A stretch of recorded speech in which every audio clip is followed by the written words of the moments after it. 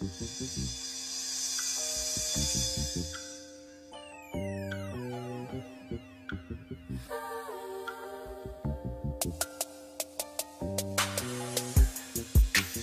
everybody, and welcome back to my channel. It's your girl Brittany with another video for you. This today is going to be a video on holiday glam. So this is just a very simple basic holiday look that's easy to achieve. What I'll do is I'll just show you guys a step-by-step how-to. While you're here, please click the thumbs up and also subscribe to the channel, and don't forget to hit the notification bell as well if you would like to be updated on more videos from me. So without further ado, please continue to watch so that you can get into this holiday glam. Yes, it's from your girl Brittany, Beyond Beauty. Yes, look at the highlight. Okay, so I'm starting off with the Smashbox Anti-Shine Primer, and this is just a really good anti-shine primer. I put too much, but you want to use a pea-size amount. I'm also going to mix that with the Benefit Cosmetics Porefessional and the Shine Be Gone primer, and I'm just mixing these together so that I can ensure that I have the perfect foundation, the perfect prime for my foundation, so that my skin looks flawless. Yeah, so I'm moving my hands in an upward motion. This is just to keep from wrinkles, because if you pull your skin down, it'll cause wrinkles prematurely, and ain't nobody got time for that. Okay, now I'm using my number 12 Anastasia Beverly Hills brush, my favorite brush, and the Morphe 25A palette. I'm using that red auburn brown color. I'm just going to outline my eyebrows starting from the bottom, as you can see, and I'm going to use an ash tone brown to outline the top portion of my brows. And this just kind of creates like a really pretty, like a happy medium, like a really pretty neutral tone that's not too dark and not too light for my skin color, and it's just the perfect color for me, my preference.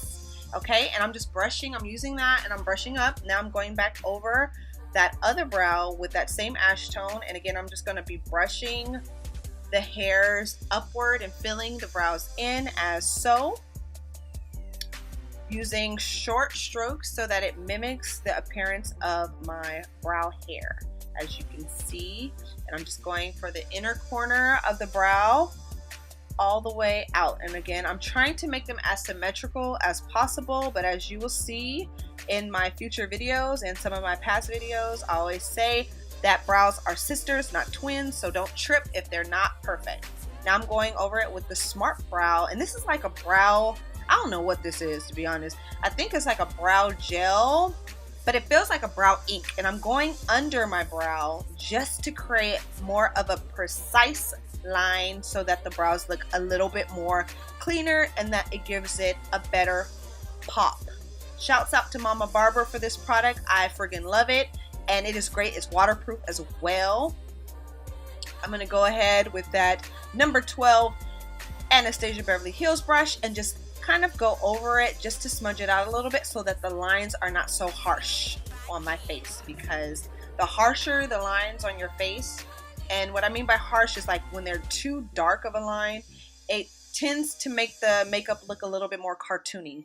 Okay, and now I'm using the MAC Studio Finish NC42 as the color, and that's just a concealer, and I'm just going to go under my brows with that, and I'm using the Tarte double-ended definer liner brush for that. So I'm just going to go right underneath. So it's almost like a coloring book. You're just drawing and tracing. So you're tracing now outside of the brows. So any area that you didn't get to apply the brow powder on properly, you can kind of clean it up and correct it with this step here. So, and this also helps with the shape of the brow as well. Now I'm going over that MAC concealer with my LA Girl Pro Concealer, and this color is Almond. It's one of my favorite products. It's so cheap. I bet it's like 40. It's about $4 from like your local beauty supply store, and when I tell you that this is like one of my favorite products, I just love it. I don't even know if it's as good as I think it is in my head, but I'm sticking with it. I freaking love it. Now I'm using this Bare Minerals concealer brush, and I'm just using this to blend out both of the concealers under my brow. As you can see, I still have that line right above my eyebrow, and that is on purpose. Now I'm going right over the lid, back with that MAC Photo Finish, or Studio Finish, I'm sorry, concealer right on the lid, and I'm using this in place of a eyeshadow primer. Now I'm moving on to the next step. My hand's ashy from the primers, don't worry about that. Real Techniques brush, using that Fenty Beauty Pro Filt'r foundation number 340, and I'm just gonna buff my foundation right into my skin.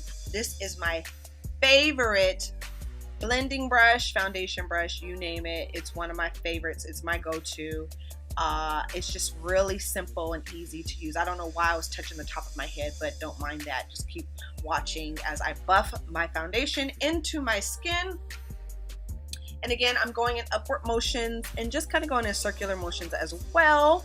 And don't worry about the color. You know, I actually purchased this lighter shade. I thought it was a perfect color match in the store, but as you know, you want to go outside with a mirror to make sure that the color fits you perfect, because sometimes the colors will be lighter. Now with the Fenty products, you will realize that they oxidize, so it will get darker throughout this video. Now I'm using the Fit Me Maybelline Loose Powder just to bake the products into my skin. So I'm baking the foundation and the concealer. I'm putting it under my eyes, right above my jowl, putting it on my lids. I'm dusting it off with the Wet n Wild blending brush. This is the e.l.f. Crease Brush, and I'm using that red color in my Morphe palette, and I'm just going to focus that right in the crease of the eye. Now I'm using this one first because this one is going to be considered my transitional shade. Now the transitional shade is a happy medium between your highlighter color, your crease color, and your eyeshadow color or your lid color. So I'm putting that first. I'm using that Wet n Wild blending brush just to blend that baby out, making sure you get a good smoke look, good blendability, so that there again is no harsh lines on your face. And I'm using that e.l.f. crease brush once again, using that right above the crease of my eye. And again, this is considered a transitional shade, and this again is just going to marry the other colors together. So your brow bone color, your eyelid color, is going to blend all of those colors effortlessly. And so again, I'm just using circular motions. Just again, I'm going to use that word buffing again, buffing that product right into that upper crease area. You want to make sure you avoid the brow bone. You see how I'm not going so high to where it's countering that concealer on the brow bone. You don't want to go too high, because then it'll start to look cray cray. So you want to make sure that you keep everything in its perfect placement. If not, then the product, like I was saying, is just going to look messy, and you don't want it to look messy. You want it to be very clean, and you want it to look just nice and put together well. Okay, you'll start to look a little crazy when you put things out of order on your face, trust and believe me. So just go ahead and you're just going to blend that transitional shade. You see I'm just blending and blending and blending it away, and I'm going to go ahead and do that back and forth with both of my eyes. And what I'm doing here actually is I'm building color. So I'm still using that same red color, and as you can tell, that first layer wasn't so bright, it didn't pop that much, but you can see as I keep going back into that product and applying it layer by layer, it is creating that pop of color that I'm looking for. And so you can put a lot of product at first, but it's always nice to start little and build up. If you start a lot, it's hard to go back. You would have to actually remove the product. So it's best that you use less product first and just build it up into what you're looking for. Now I'm going to go into that Naked 2 palette. You remember this palette, y'all? This is an oldie but goodie for me. And I'm going to go ahead and I'm going to use that plum color. And I'm going to use the plum color in that palette, and I'm just going to focus that one right there on the outer corner of my eye. So the outer V of my eye, you can see I'm going from that outer corner, and I'm going up and I'm blending inward into the crease of my eye. And I'm just focusing this one right on the outside, not going too far inward, because I don't want this look to look too dark. And I'm also turning my light off and on purpose so that I can see it in different light settings, so you can see now exactly where it's placed. So I feel like I put this a little bit too high, just slightly too high when I initially applied it, but as you see throughout the video, I'll be able to correct that. But again, right now I'm just focusing on blending. I'm blending, I'm blending, I'm blending, and now I turn the light back on so you can see that in the light it's not as prevalent as it was when I turned the light off. You can see the placement, okay? And so that's what I'm doing. Instead of removing the product, I'm just blending it and correcting it as I'm blending. And I'm going a little bit higher, and I'm just going to blend that one right into that transitional shade. Now, because of the quality of my camera, you can't really see the true value of the color. Unfortunately, it looks like it's a little bit whitewashed, but that's okay. Y'all keep watching my videos and I'll upgrade to a better camera. But in the meantime, I'm going right over that crease color with my transitional color again, just to make sure that that transitional color is going to be the barrier between that crease color. So you can see, and also what happens sometimes is when you're putting your crease color on, you may lose the color of your transitional color. And so what I'm doing is the same exact thing on the opposite side. Now I know my face, and this is also a good tip for you, is to analyze your face in the mirror, and not to tear yourself apart in a bad way, but just to get to know your face, your bone structure on your face, so that you're aware of how to, it helps you actually to become aware to apply your makeup in a better way. So for instance, for me, I know that this eye that I'm working on here is a lot bigger than my other eye. And so I like to sometimes overcompensate on this eye. So that's what I'm doing right here. You'll see me, I added a little bit more product. And in doing so, what I'm doing essentially is trying to make the eyes appear as symmetrical as possible. So I overdraw the line so that when you look at my face straight on, you can see that the angle, the point of that crease there lines up with that other eye, even though the eye that I'm working on is set a little lower than that other eye, if that makes any sense. So I'm just blending that out. If it doesn't, that's okay too.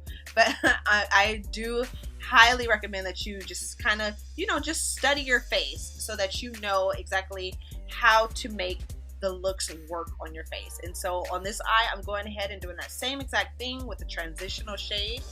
Going in that Morphe palette, that red color, blending that bad boy out right above, just so that I don't lose that color. And again, I'm just keeping that right underneath the brow bone and just blending it out so that there are no harsh lines. And I'm just going back and forth doing that with both eyes. I added a little bit more color because I do want a little bit more pop. So as you can see, I went back over that one, added a little bit more color for more pop, and I'm blending them both out just to make sure they're as even as possible, considering that both of my eyes are different shades. Okay, going back with that Tarte liner brush and with that MAC concealer, I'm going to go directly on the lid, and this is just going to be like an impromptu cut crease of some sort, and I'm just going to go with that concealer and just concentrate that right on the actual lid of the eye. And what this is doing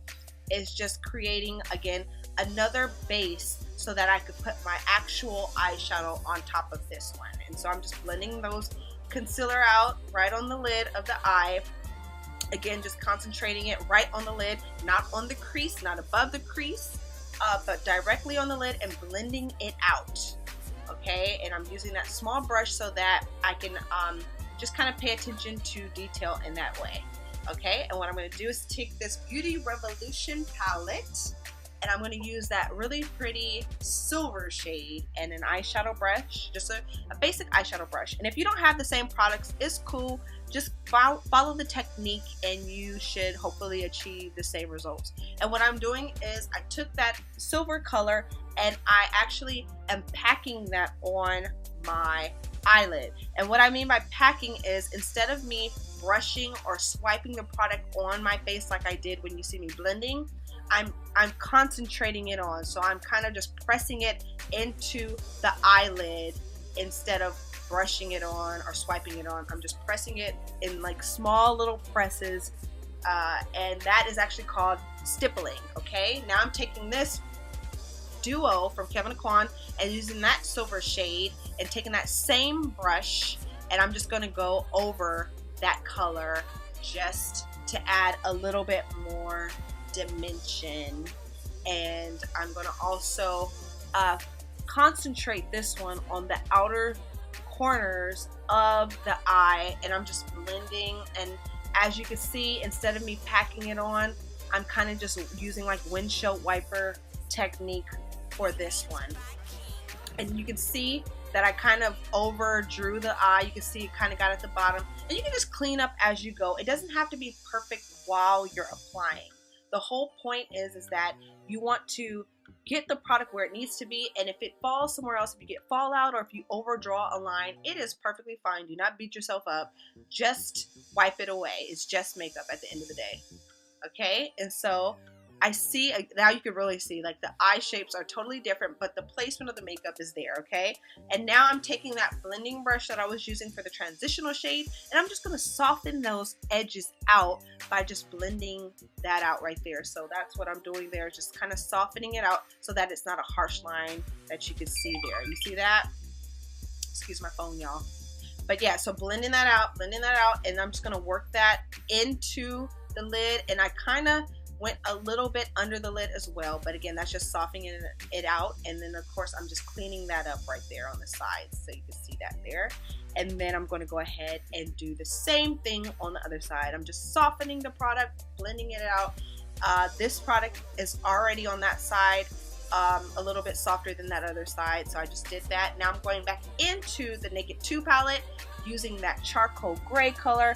Forgot what that color was called, but go ahead and focusing that on the outer corner of the eye. This is a little bit darker, so as you can see, I'm creating almost like a gradient look where I'm gradually going darker to lighter. And I decided this time to use that same e.l.f. crease brush, and what I'm doing is just again focusing that on the outer V of the eye, and I'm going right underneath my eyelid on the bottom lid this time. And what I'm doing is just kind of setting a pace or setting the stage for me to do a darker liner at the bottom as well. And now I'm using a darker color, a darker charcoal color, and I'm just going into the crease this time with that color. Now I'm going above the lid and I'm going into the crease with the darker shade.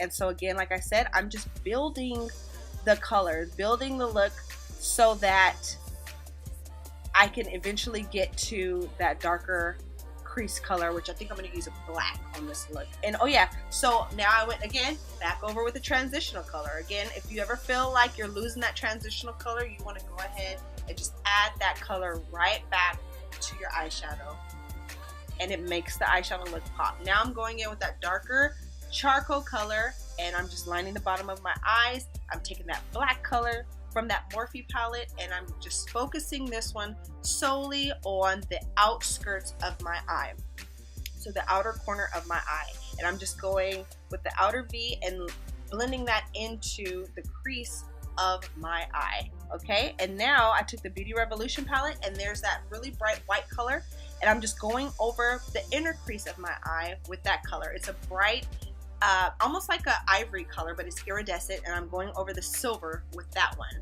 And this actually helps to create more of a gradient effect as well. And I'm blending, taking the Real Techniques blending brush. I'm taking that same white color, iridescent color, and I'm putting that on the tear ducts, on the inner tear ducts of my eye, or the inner corner of my eye, close to the tear duct. And I'm just going to blend that out, and this also helps to open the eyes. So for me, I have smaller eyes, and so I'm just going to use that bright color on the inner crease of the eye just to open my eyes up even more, and just blending it out. Blending it out, and I'm using that Wet n Wild blending brush to do that. Softening the color up that way. And now I'm using a Wet n Wild definer brush, and I'm just going to use that brush to apply that same white color to my brow bone, and this is just going to give a pop to the brow bone. And this is the reason why you want to make sure you leave your brow bones alone. Now this is optional. Some people don't like to put iridescent or metallic colors under their brows or on their brow bone, but for me, I love shiny brow bone, so that's what I chose to do. You can leave it alone just by leaving the concealer there, or you can use a matte color for your brow bone as well, and that'll just be a little bit more subtle. And what I'm doing is just applying that with the detailer brush and blending that out, making sure that it's not harsh. And I'm taking that black color from the Morphe palette. I took an angled brush and now I'm lining my eyes with that. And I'm also getting rid of, right now with the buffing brush, the Real Techniques buffing brush, all of the excess powder that I put on. And now I'm going in with that detail brush and I'm blending out that concealer on the top part of my eyebrows. Now you could do that step sooner, but I just chose to do it then. Now I'm going over my cheekbones with the highlighter, and I'm just starting on the apples of my cheeks and just focusing where the actual bone of my cheekbones are and just blending that right up, almost like as if I'm connecting that highlighter for my brow bone to the highlighter to the cheekbone. So I'm almost making like a C right up into the brow, up into the brow bone.